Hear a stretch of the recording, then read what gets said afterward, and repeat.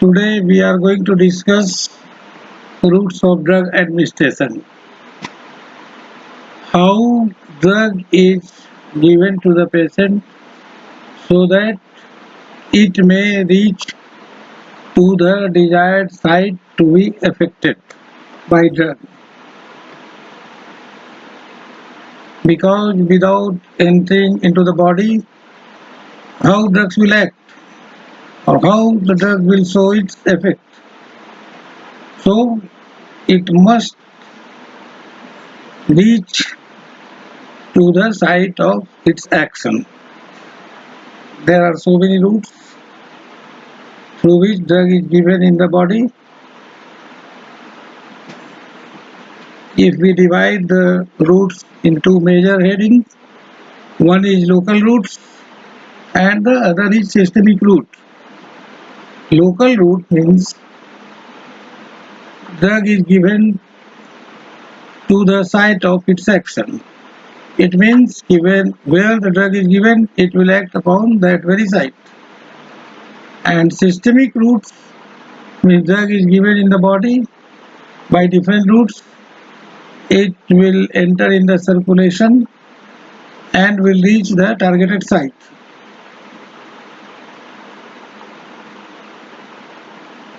Systemic routes contain enteral and parenteral routes. Enteral, as name implies, enteral means through intestine and parenteral means other than intestine. You may divide it in oral. Enteral route may be divided in the oral, sublingual and rectal. Just give some attention to the figure so that you can well understand different routes.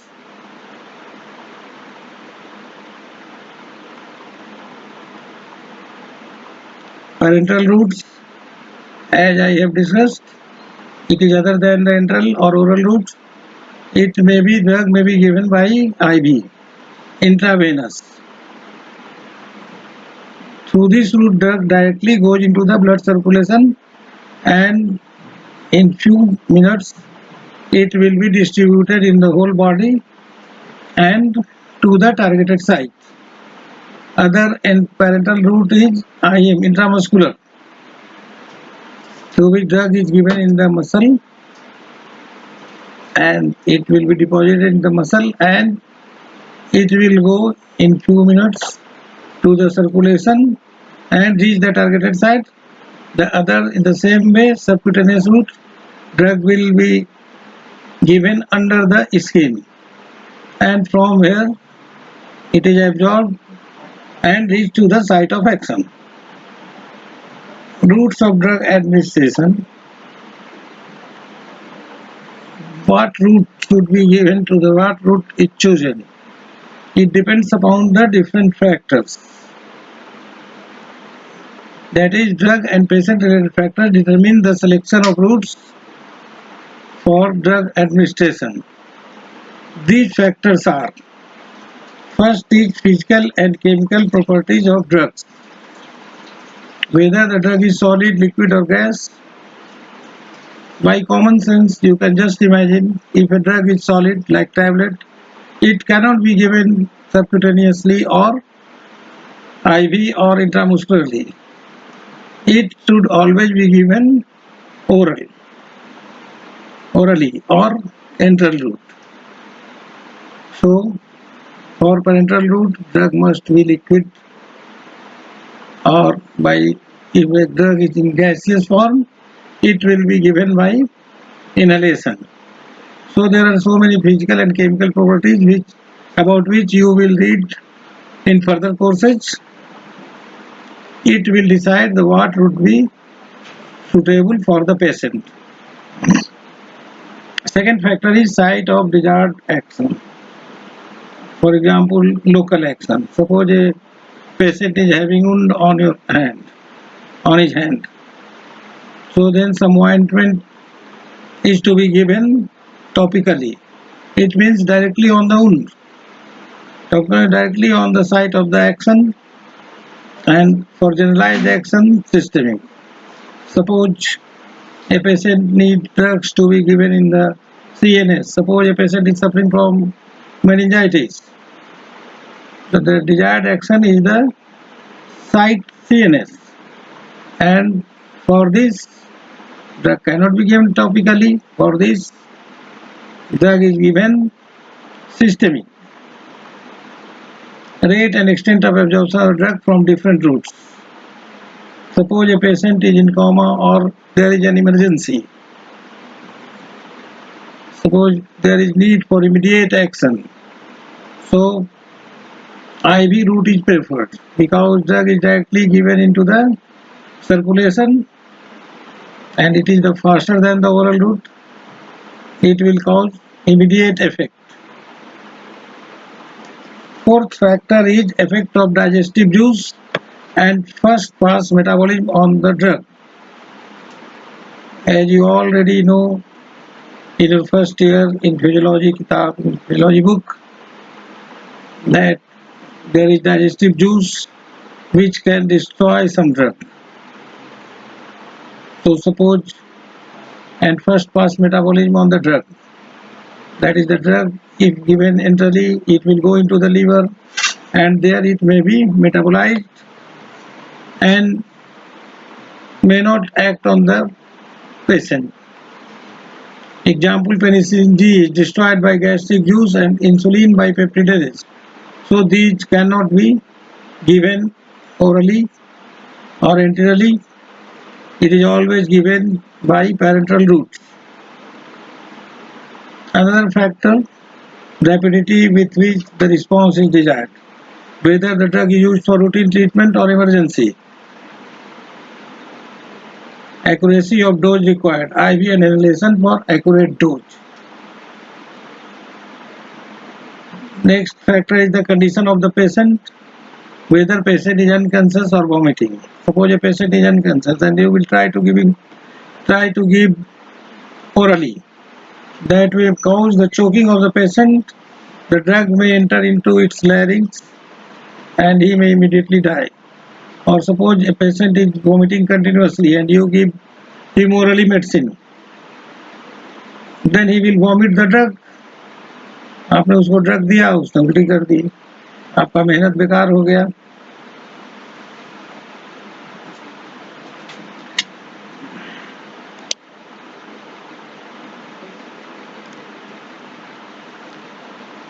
common abbreviations. Suppose you are a doctor and prescribing some patients on your prescriptions. Routes of drug administration is written in abbreviated forms. For example, per oral, that is per os, that is orally. IV, that is intravenous, into the vein. IM intramuscular into the muscle, SC subcutaneous between the skin and muscle. IP intraperitoneal within the peritoneal cavity. ICV intracerebroventricular and directly into the ventricle of the brain. Again just see first local route used for local action, that is topical external application of drug over surface. First is skin, ointment, paint and lotion directly on the wound or where the drug is required. Second is mucous membrane.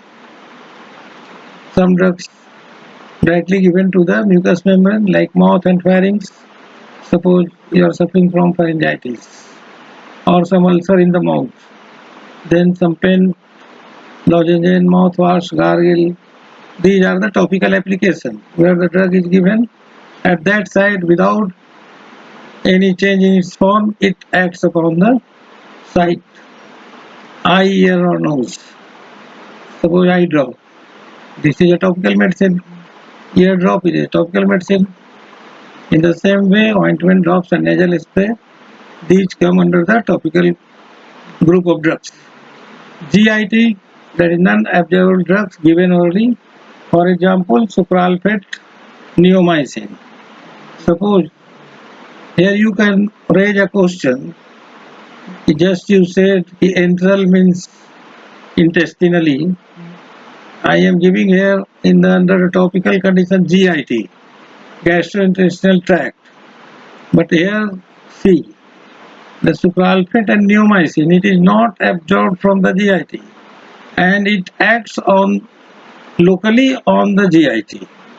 Suppose a patient is suffering from peptic ulcer, sucralfate just makes a coating over the ulcer. It is not absorbed and is excreted in the feces. Neomycin, it is an antibiotic and it is also not absorbed from the GIT into the circulation. It acts locally on the intestine. So these come under topical drugs. Bronchi and lungs, inhalation, aerosol, salbutamol, inhaler. Again, same question may arise. Some drugs are given like anesthetics. These are ether is given by inhalation and it is absorbed from the lungs and goes into the brain. But here again see inhalation aerosols, salbutamol inhaler.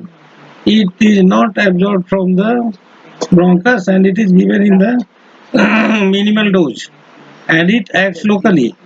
It just dilates the bronchioles and relieves from the asthma. In the same way, urethra jelly, for example, lidocaine. Suppose some operative procedure is to be done through urethra. So, jelly lidocaine is locally applied. Vagina pasty, V tablet, vagina tablets, cream and dosage. It also acts topically. Anal canal ointment and suppositories. These are given for the topical application. Second, deeper tissue. Second, local routes is also come under local routes. Deeper tissue can be approached by using syringe and needle, for example, intra-articular injection of hydrocortisone acetate, like the joint arthritis. In such cases, intra-articular injection of hydrocortisone acetate is given.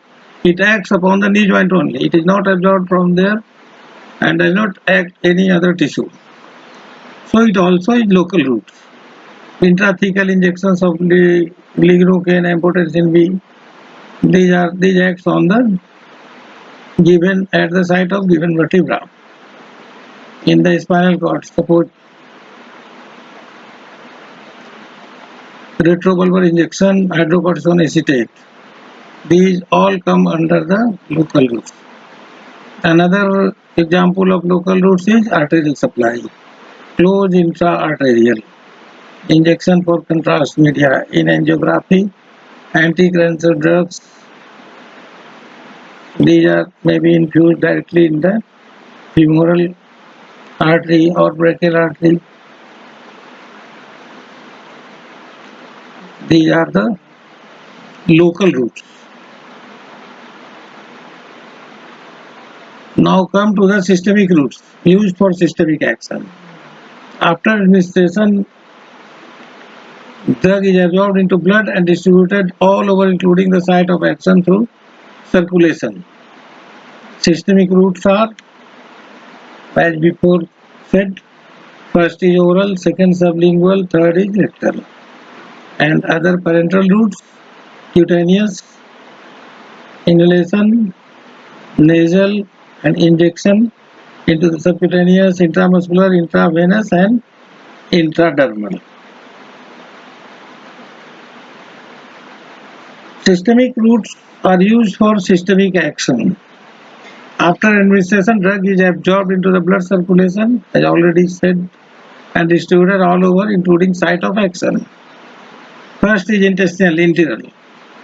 That is oral. It is the oldest and commonest mode of drug administration.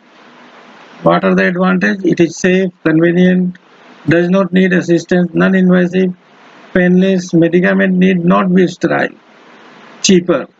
Both solid and liquid dosage forms can be given orally.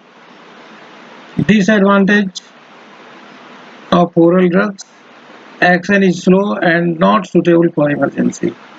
Unpalatable drugs like formaldehyde are difficult to administer, may cause nausea and vomiting, emetic.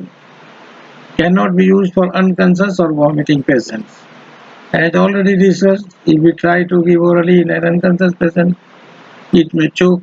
The drug can go into the laryngeal site and patient may die. Certain drugs are not absorbed. That is not given orally like streptomycin, penicillin G. Some drugs are destroyed by digestive juices. Penicillin G, insulin. Insulin is a polypeptide and it is destroyed by the proteolytic enzyme in the intestine. Some drugs are destroyed in liver like nitroglycerin, testosterone. Second is sublingual systemic route or buccal. There the tablet containing drug is placed under the tongue or crushed in the mouth or spread over the buccal cavity. From here drug is absorbed directly into the blood circulation. Advantage of this route is it is rapid, absorption is rapid, and one can speed the drug after getting desired effect. Suppose a patient is suffering from angina pectoris and he is given glyceryl trinitrate. The side effect of glyceryl trinitrate, the commonest side effect is headache. The patient is advised when he is relieved from symptom or starts getting headache, he should speed the nitroglycerin. So this is the advantage of sublingual drug. Here also liver is bypassed and drug with high first pass metabolism can be absorbed directly into the systemic circulation. Disadvantage, only lipid soluble and non-irritating drugs can be given by this route. Drugs given sublingually are nitroglycerin, isoprene, methyl testosterone. Third is rectal. Certain irritant and unpleasant drug can be put into rectum as suppositories and retention enema for systemic effect. Advantage, can be used for patients having recurrent vomiting. Gastric irritation is avoided. By using suitable solvent, the duration of action can be controlled. If the drug is absorbed from the lower rectum, hepatic first pass effect is also avoided.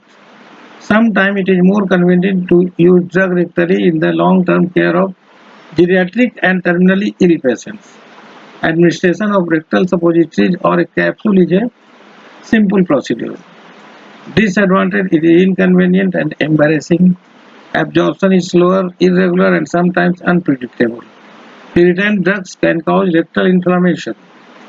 Drugs given rectally are aminophylline, endomethacin, ergotamine, diazepam, chlorpromazine and formaldehyde. Here aminophylline is bronchodilator, endomethacin is painkiller and so on. Detail you will read in the further courses. Next, parenteral, far beyond enteral intestinal. Just it bypasses the intestine and it bypasses the first pass liver metabolism. First is cutaneous. Highly lipid soluble drugs can be applied over the skin for slow and prolonged absorption.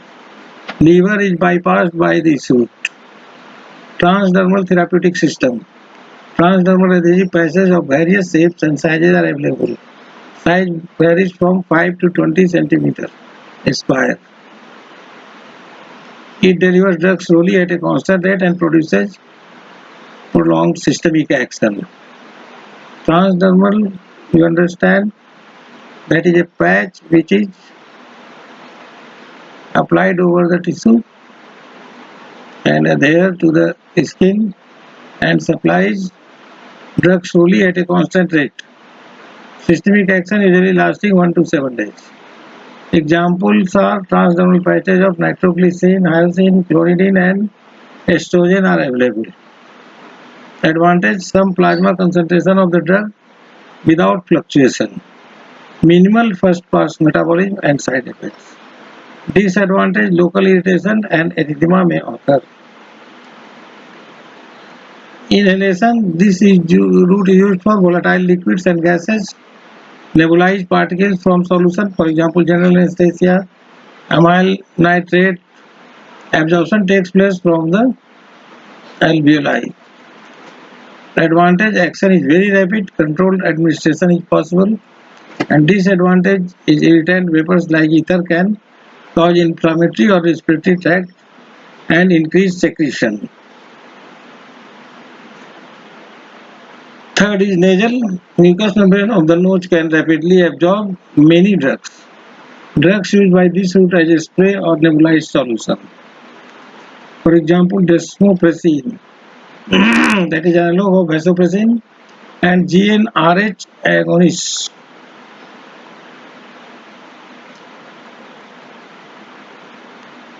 Fourth is injection, IV, IM, and subcutaneous. Injections, parenteral word is usually used for injections.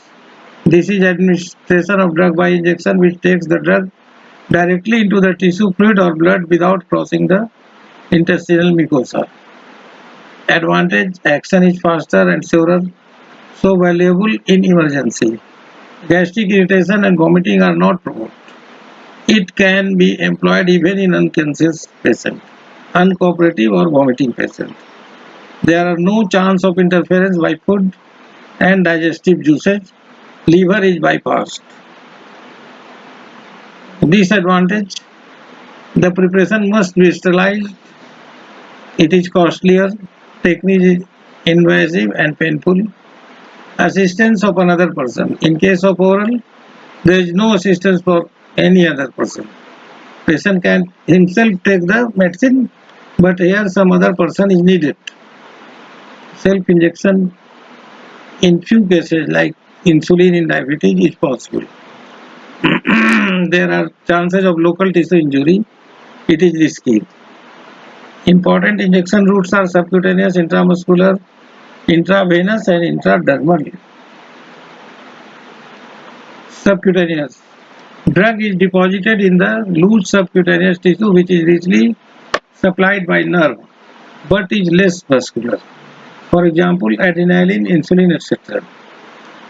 Advantage: self-injection is possible because deep penetration is not needed. Here the drug is given between the under the skin. Example is insulin. Repository depot preparation can be inserted into the subcutaneous tissue for prolonged action. For example, Norplant for contraception. Disadvantage: irritant drug cannot be used.